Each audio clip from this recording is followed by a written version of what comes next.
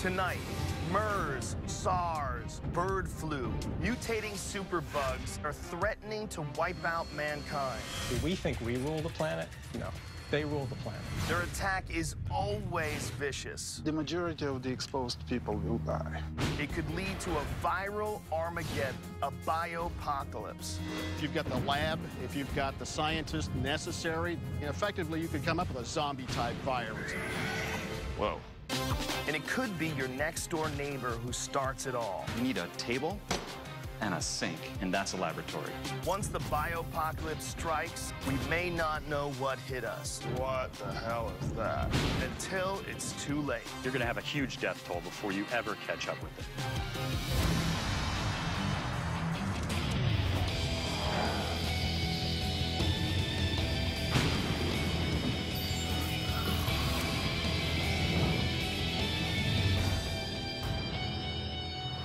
Is the world going to be wiped out by biopocalypse? 28 days later, World War Z. We've all seen those movies where the world is coming to an end because of a terrifying superbug. What if that wasn't just a movie? What if those scenarios were a reality? Smallpox, the avian flu, drug-resistant bacteria. All these nasty superbugs are real. These things are alive, they outnumber us, and they are little mini killing machines. They are the 4 trillion little horsemen of the biopocalypse, and they could turn humanity into a wretched shell of its former self. These are all real scenarios that actual scientists working on infectious diseases are worried about. One of the most terrifying scenarios is that they might get help spreading across the planet by the most dangerous organism of them all, mankind. Before I get into what sort of dangers we may be facing, I need to find out how long people have been toying with these microscopic killers and how much trouble we could already be in. We're about to meet Dr. Sergei Popov. He's a former Soviet Union bioweapons expert, and he tells us that if this was a bioweapon, the contents of this bottle would be enough to kill everyone in this stadium. 20,000 people. Wrap your head around that, son. How are you, sir? Good, how are you? Thank you for meeting me. So a bottle full of deadly viruses could really wipe out an entire stadium full of people? Yes, absolutely. Now, how many different biological weapons were created in the Soviet Union? I don't really know, but the Ministry of Defense definitely had huge stockpiles of biological weapons. Like how big? In the amount of tons, maybe tens of tons. Tens of tons? Yes. So that's enough to wipe out, like, whole cities. Absolutely. States. The whole population of Earth. The whole population of Earth? Yes, yes. Wow. It was actually the United States helped inactivate a lot of biological weapons in the former republics of the Soviet Union. The United States probably, when they went over there, they were probably like, what are you guys doing over here with all this? There were trenches, huge trenches filled with anthrax. And a little tiny amount of anthrax will kill a person, right? Absolutely. This is very scary stuff. Yes, yes it is. That's why nobody knew about it, and the Soviet Union made all effort to cover it up. That's crazy. Yes. There are very few things less comforting than the words cover-up and trenches of anthrax used in the same sentence. Are those facilities under heavy security? You could walk into those facilities and find biological agents available to almost anything. We were completely confident that the United States did the same and did it better. That's right, America, yeah. There's been a bunch of movies that depict horrific nightmare scenarios where some sort of man-made agent gets released and wreaks havoc and destroys the population. Do you think there's a possibility of that ever happening? Absolutely. They are correct when they describe what might happen upon the release of biological weapons, and they are absolutely wrong when they say that the cure could be quickly found. What's the most frightening biological weapon that you know that was ever developed? One of the most potent was the so-called hemorrhagic virus. Hemorrhagic means that they will bleed extensively from your nose, from your eyes, from your stomach. Oh. Sometimes more potent than the smallpox. What can people do to protect themselves if something like this happens, if there is some sort of an outbreak? Very little could be done. In fact, the majority of the exposed people will die. Wow. Yes. Well, you just scared the out of me. Congratulations. Thank you. You're very much welcome. Wow. That was some seriously scary. And what's even more scary is what is happening today. I'm going to talk to Charles Faddis. He was the head of the CIA's WMD terrorism unit, and he knows what kind of horrifying things are going on. How are you, Charles? Joe? What's happening? How scary is bioterrorism, and how much should we really worry about it? The average person thinks there's like some finite amount of this stuff out there, and it's all under control, and that's not even close to true. If more people were really aware of the dangers that are out there, there'd be a lot of folks that were lying awake at night. What diseases specifically are you worried about, and are you worried about engineered diseases that we're not yet aware of? We're worried about a whole host of diseases. What are the big ones that people talk about? Smallpox. We don't hear a lot about it, but there are still stockpiles of it in the world. Right now, the U.S. government is so worried about smallpox that they're stockpiling 2 million doses of vaccine. There's another disease called tularemia that the Soviets worked with an awful lot. Their idea was knock a country out of commission. In other words, they were going to infect us with it, and tens of millions of people would be hospitalized. That's terrifying. So when I was running the Weapons of Mass Destruction unit for CIA, right, our job is to track biological, chemical, nuclear, radiological material worldwide. Every expert I know, every person that's focused on the issue will tell you that the #1 threat is biological warfare. You know, we could have a terrorist group sending operatives here that have been deliberately infected with some kind of disease, some kind of pathogen, and it could happen tomorrow. Like a biomartyr type situation. Exactly. You're talking about groups that are willing to use suicide tactics, so there is nothing that stops them from then utilizing that fanaticism to deliberately infect somebody and use them as the mechanism for spreading a disease. I think the scariest thing about a biomartyr is that you would never see it coming. If someone wants to strap a bomb to their chest, there's all sorts of ways they can detect that. But if someone's a biomartyr, there's really nothing. Are you worried about engineered diseases that we're not yet aware of? Yeah, absolutely. Absolutely, no question. There's a whole new bio business, and now we get these sort of do-it-yourself labs all over the country with sort of bio entrepreneurs. And folks are playing with engineering new organisms, but in the process, potentially creating completely new diseases. So there's a lot of concern about the idea of somebody mucking around with this. And now you have a pathogen released that is brand new, and nobody has any resistance to it anywhere on the planet. Would it be even possible to stop something in its tracks? If it's a disease that we haven't seen before or we didn't stockpile anything in advance, you're going to have a huge death toll before you ever catch up with it. You're going to find out when the first case gets diagnosed, which probably means at least 48 hours after the attack started, now you realize there was an attack. And by now, everybody that was infected has infected somebody else. So we're already playing catch-up. Now you're going to try to engineer something while this is already raging, you know, kind of like a wildfire. That's not going to happen. You're going to lose a lot of people before you catch up with this thing. There's one thing that Charles Faddis mentioned that really kind of freaked me out. He was talking about individuals that are running their own laboratories that may be doing experimentation on bacteria and viruses and might not even realize what kind of danger they're putting the rest of us in. Who are these people and what the hell are they thinking? I need to find out what Tony Kimmery knows. He's a journalist who's been investigating rogue experimentation across the country. Hi, Tony, how are you? And he says that it could be taking place right next door to you. This is something that you've been studying for a long time. You're on the cutting edge of this. What is your biggest concern? Effectively, you could come up with a zombie-type virus. Whoa. Coming up, You are a biohacker. What are you doing here? People come in, they pay a fee. You can play with genes, you can play with organisms. Is there anything dangerous here? But I'm not going to tell you that it's perfectly safe. And later, you're going to go to a shelter in Kansas where people are preparing for some sort of bio-apocalypse. Hello! I don't feel safe.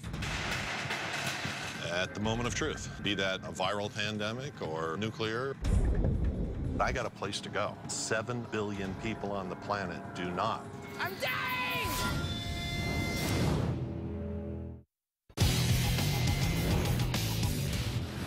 Is the world going to be wiped out by viruses and plunged into a bioapocalypse? I'm talking to Tony Kimmery, and he says that we should be very worried. This is something that you've been studying for a long time. You're on the cutting edge of this. What is your biggest concern?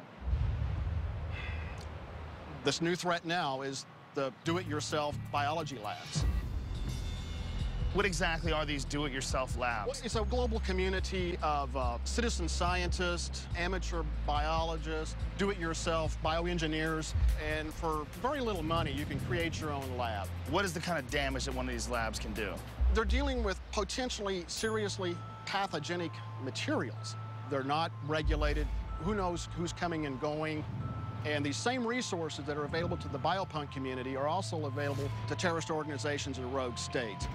It's a real threat. Counterterrorism folks will tell you that they believe that the bio threat is the biggest one facing us right now. What intelligence do we have as far as how much progress they've made in terms of engineering some sort of a new virus? If you've got the lab, if you've got the scientists necessary, effectively you could come up with a zombie-type virus. Whoa. You know, something like a rabies virus that's manipulated with something else. So like a 28 days later type scenario.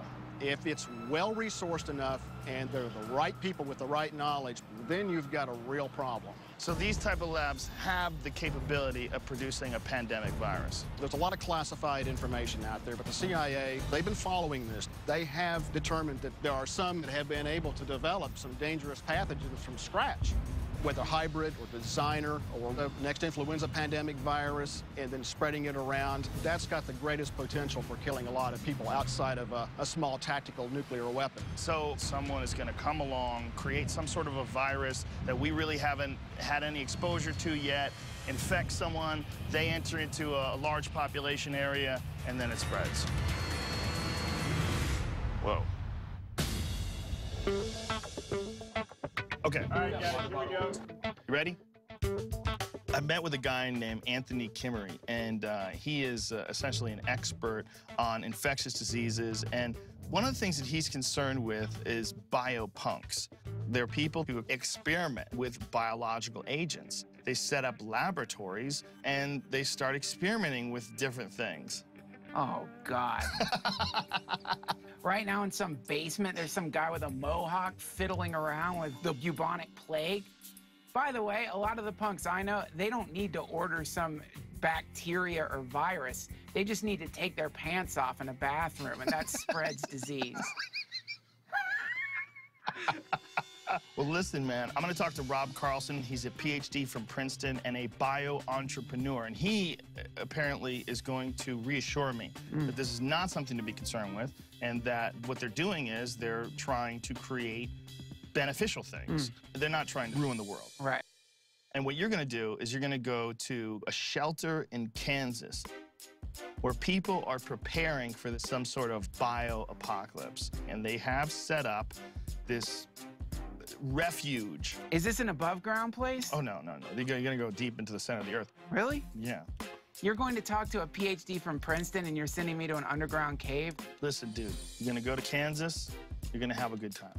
And that is the last thing he ever heard. I don't know what Duncan is so worried about. I'm sending him to a safe haven, a shelter.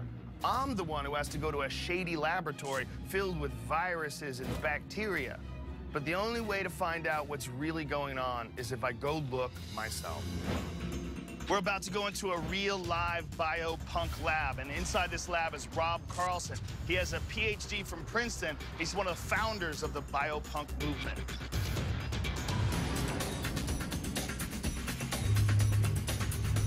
Pretty crazy. Hi, how are you? Good. Thank you for meeting us. Really appreciate it. Sure thing. You are a biohacker. Sometimes, yeah. Most people, like if you tell them I'm involved in the biohacking movement, do they just stare blankly at you? Some do, some raise their eyebrows in Washington, D.C., some get concerned.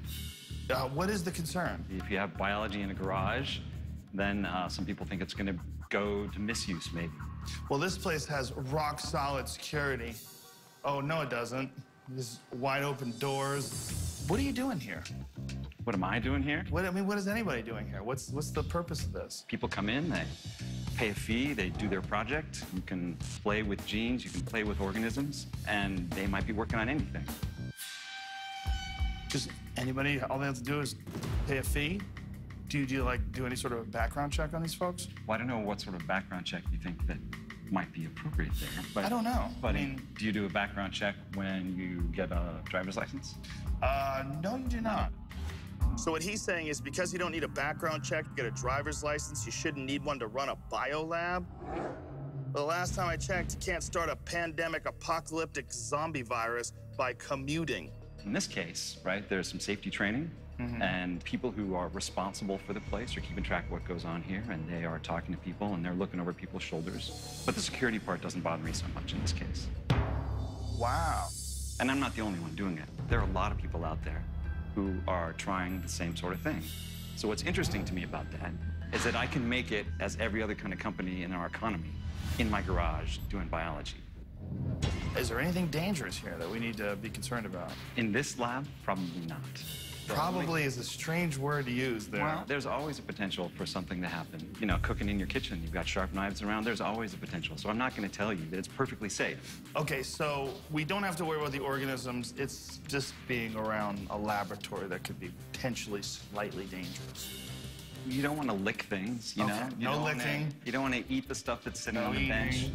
Now, there are folks that have some concerns about the whole idea of biohacking, manipulating enzymes and bacteria. Are these concerns unfounded? Coming up. You could potentially do something dangerous here, but you could do that anywhere. There are lots of labs like this, so the notion that we could actually prevent people from doing harm is not workable.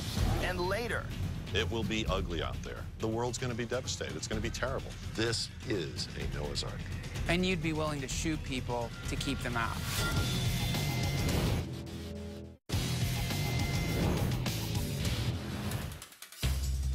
There are thousands of people out there working in homemade labs who are toying with potentially dangerous biological material. I'm talking to biopunk pioneer Rob Carlson to find out how worried we should be about what they're doing in these labs.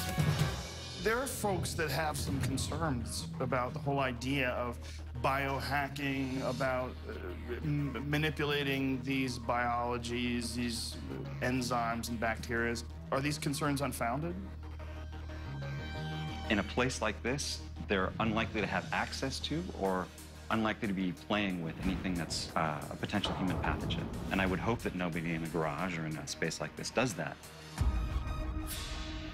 So far, he's done nothing to calm my fears of a pandemic.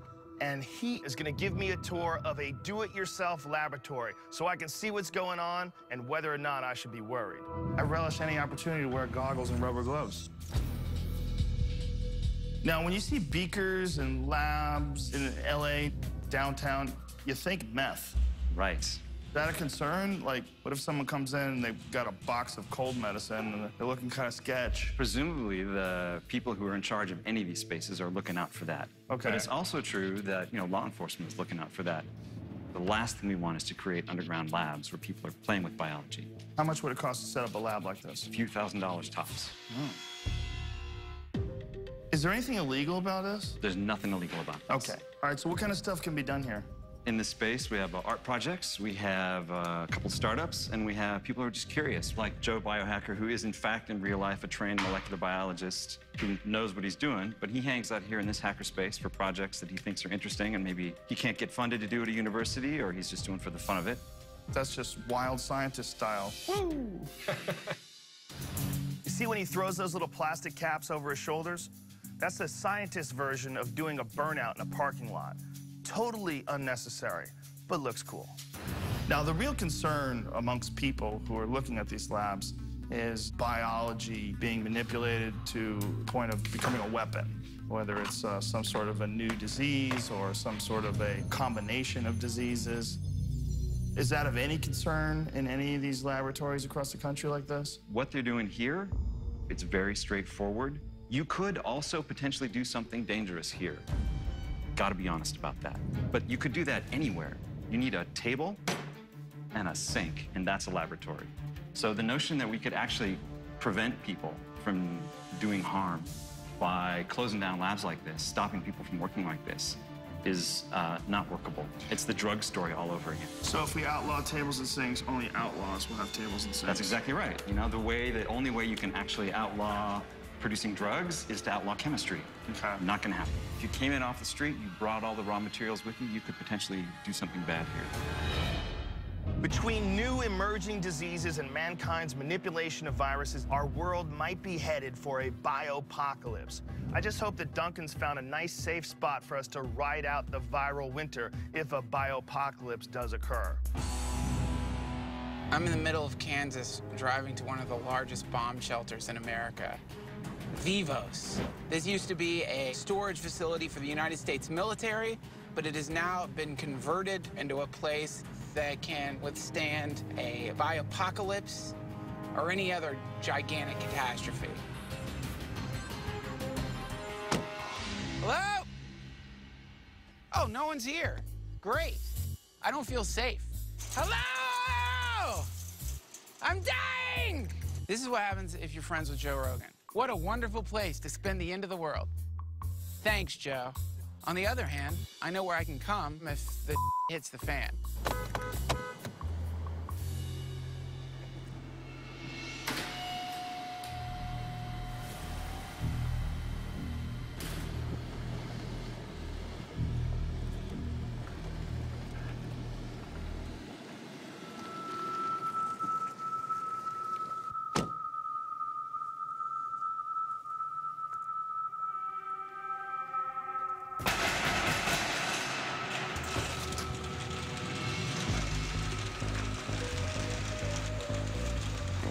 Hello? Hello, is anyone home? Hello?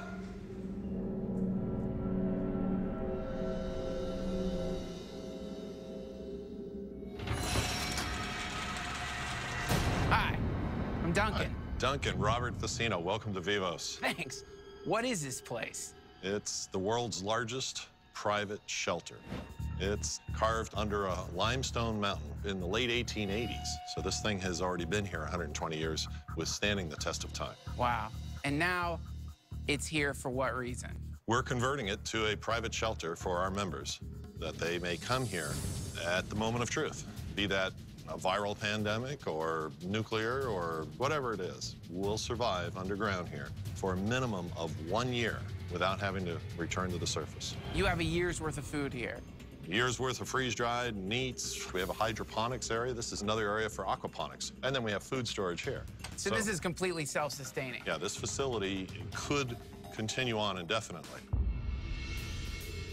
We have a nuclear blast-proof door that'll withstand a 20-megaton blast.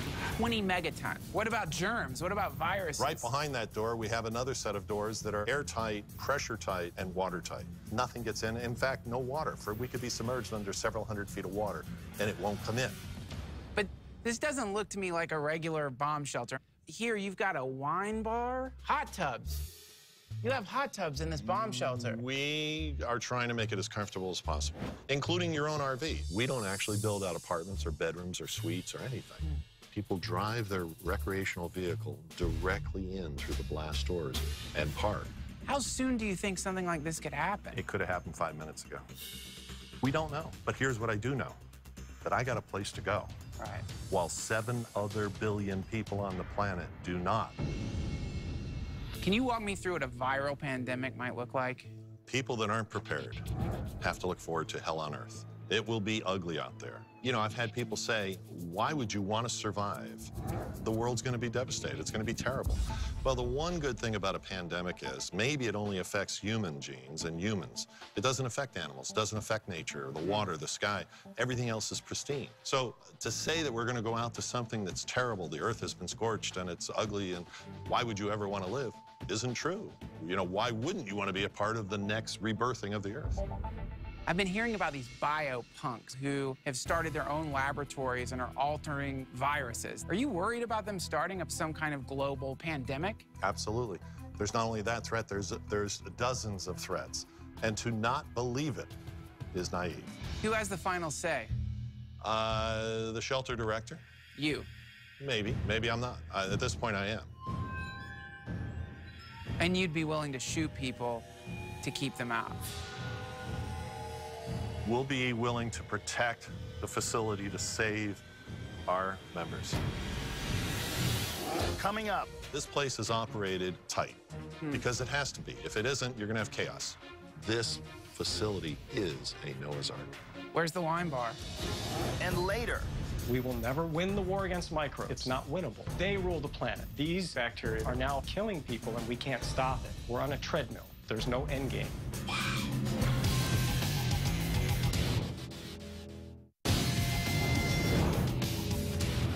Between new emerging diseases and mankind's manipulation of viruses, our world might be headed for a biopocalypse.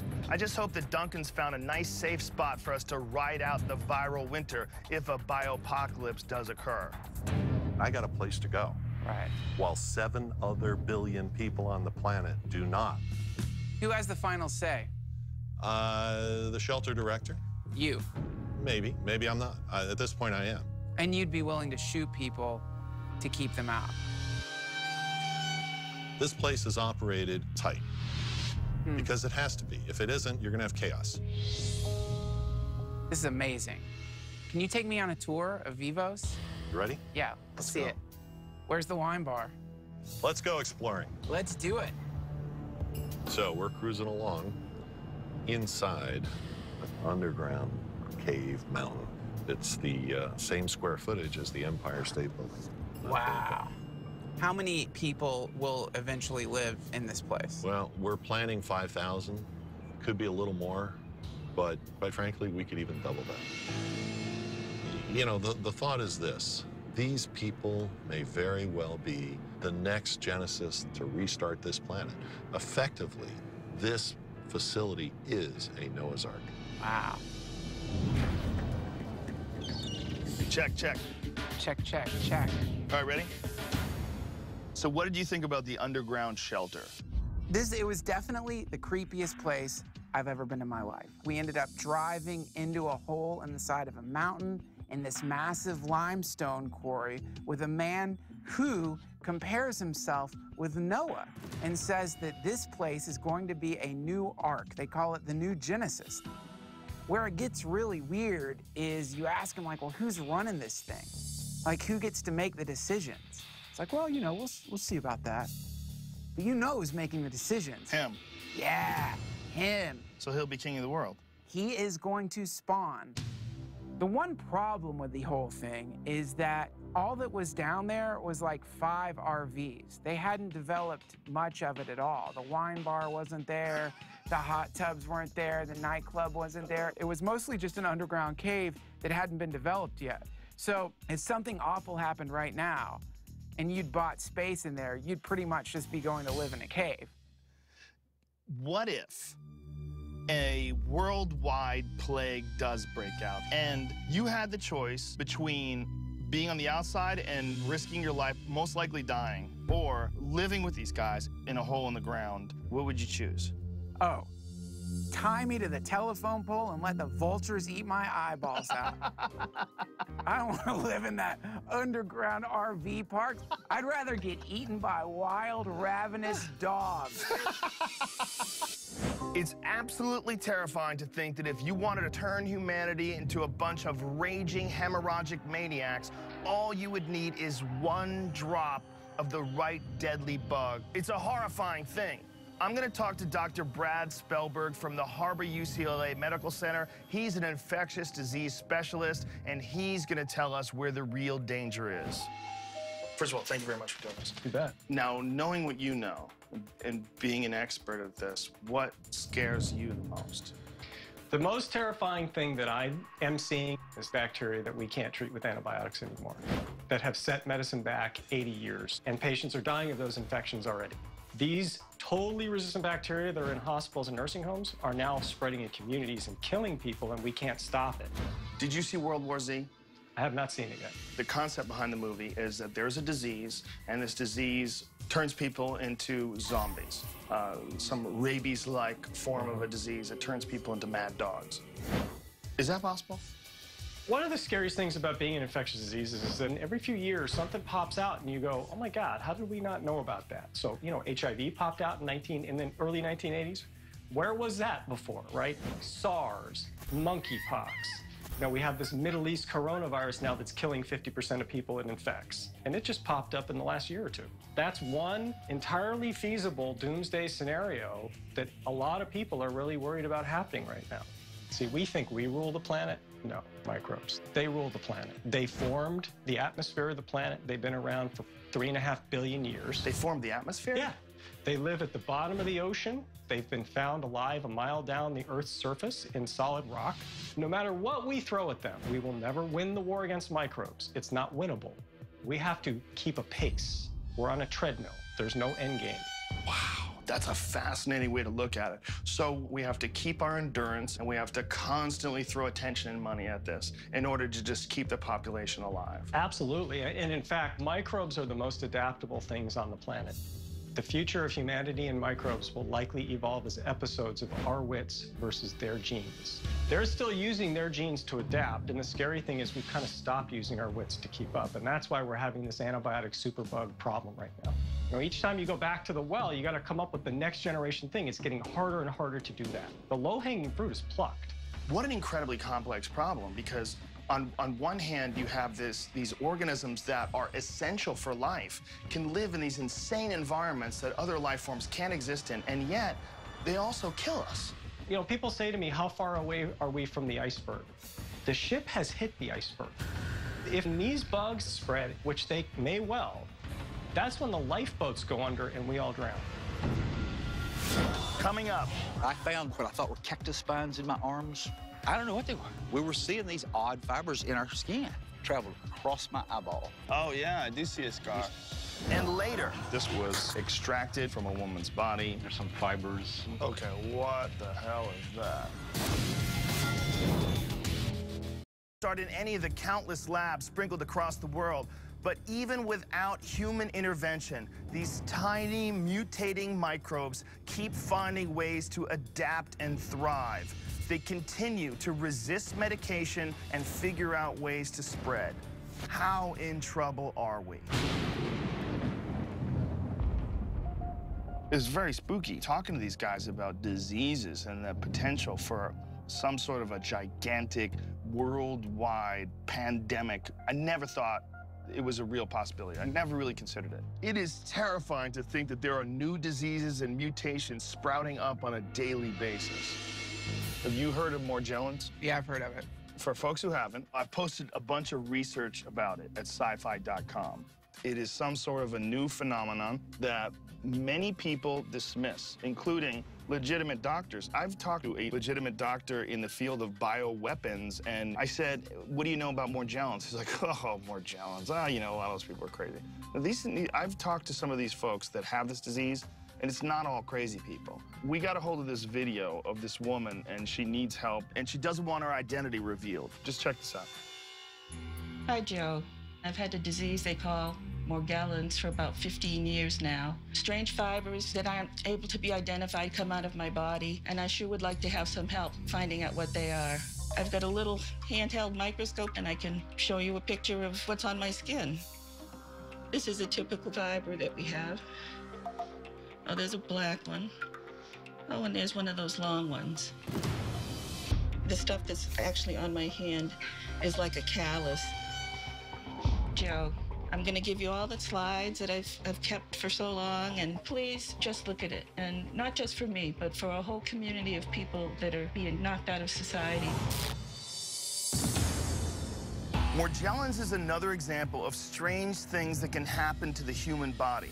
Is Morgellons one of those mutations that Dr. Spellberg warned me about? Whatever it is, this creepy condition, disease, is affecting more and more people every day. One of them is Dr. Greg Smith, who not only studies Morgellons, but actually has it. Dr. Smith may seem a little unusual, but what he has to say is really odd.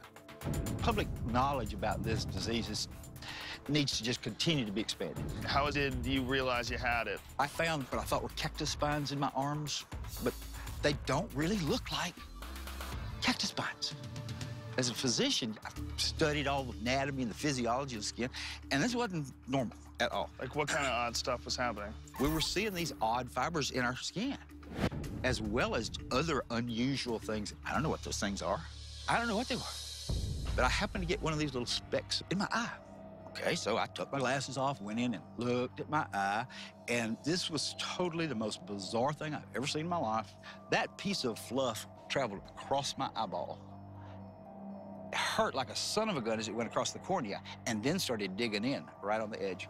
And if you can see that scar there. Oh, yeah, I do see a scar. Do you see it now? Yeah. Okay. Oh, in your eyeball itself? Top of the eyeball, right. Yeah. So you had this Morgellons lesion in your eyeball itself? What it was a little fluff ball. It's really little tiny balls of fibers intertwined together. Uh-huh. Something's got to be stimulating the body to cause this. Right. There is a significant amount of not just neurological, but psychiatric symptoms from this disorder. And that's hard for people who are not medical and who are sick and whose brain is not working well because they've got the Morgellons. And it probably supports the idea that it's a psychosomatic illness, or at least clouds the waters. It clouds the waters big time. What are your theories about the origins of this disease? Do you have a theory yourself? The research that has been done most recently, the last couple of years, about Morgellons shows that these systemic symptoms are related to Lyme disease. I think this Morgellons is probably something else along with it that causes the funky fibers. So Lyme disease, a disease that compromises the immune system, might leave you susceptible to this? So far, the vast majority of patients who have Morgellons, when tested appropriately, will also be found to have Lyme disease. Completely makes sense that you're dealing with something that's an undiagnosed... It's something that's really new, it's funky. You've helped us quite a bit. Thank you very much. I feel bad for Dr. Greg Smith. If I thought I had fibers crawling across my eyeballs, I think I'd be suffering too. So we need to find out what exactly is this Morgellons disease, and is it a part of this biopocalypse that we keep hearing about? We had a podcast listener that sent us some samples of things that she had pulled from her body, and we're gonna bring them to SEAL Labs and see if we can get some answers. Are you familiar with Morgellons? Somewhat familiar. But you've obviously seen a lot of different things under microscopes. Oh, correct. Basically, what I do is forensic analysis, dealing with materials. So you have at least a reasonable idea of whether something's biological, non-biological fiber. Sure. That supposedly came from a woman's body. So we're gonna open it now for the first time since it was taken out of this woman. Check that out. Still sealed? Still sealed. Want to go ahead and open it up? Yeah, go ahead.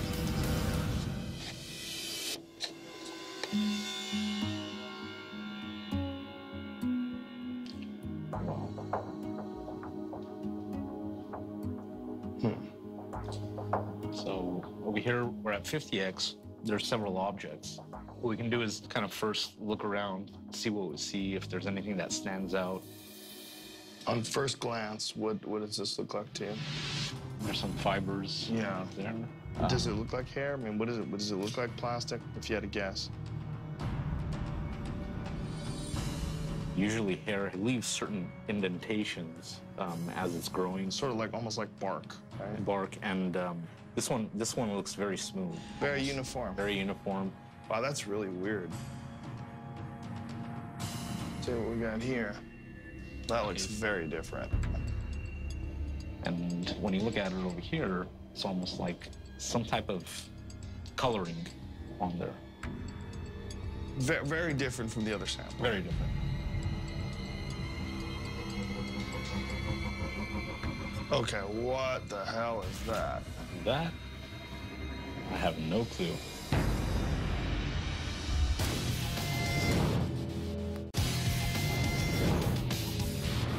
A podcast listener claims that she is suffering from the odd and controversial disease called Morgellons, where strange fibers supposedly grow out of your skin. She sent us some samples, and we have brought them to a laboratory to see if we can get some explanations. Okay, what the hell is that? That, I have no clue. I wouldn't be able to tell you what it is without further analysis, but we can go into the scanning electron microscope. We would have better focus. We can actually analyze it and probably give you like what it consists of. Okay, sounds good. Elemental-wise.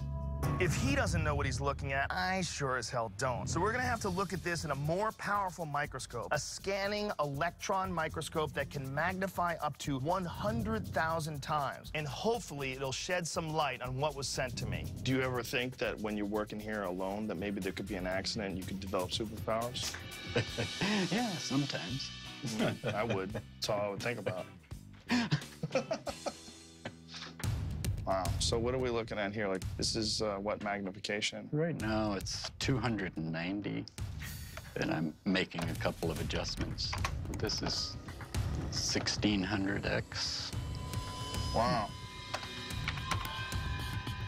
About 100,000x. What a bunch of creepy-looking things. Wow, I've seen that before. Look at this right here. What does that look like to you? These look like diatomaceous earth. Diatomaceous earth. What is diatomaceous earth? Like ocean life that has been dead for eons. They use it for swimming pool filters, organic pesticide for plants. Yeah, it looks like little sponges or filters. Right. So is it possible that that's human skin? No. It is organic. It's just not human. So it's not from a human body, definitely? Right. There's nothing to indicate that this came out of a human. Wow. So what exactly is Morgellons? I'm convinced that Morgellons is a real disease, but I'm also pretty convinced that it's probably not going to be the start of the bioapocalypse. Well, thank you very much. This has been very illuminating. Sure. I really appreciate it, and it's very fascinating machinery you got here.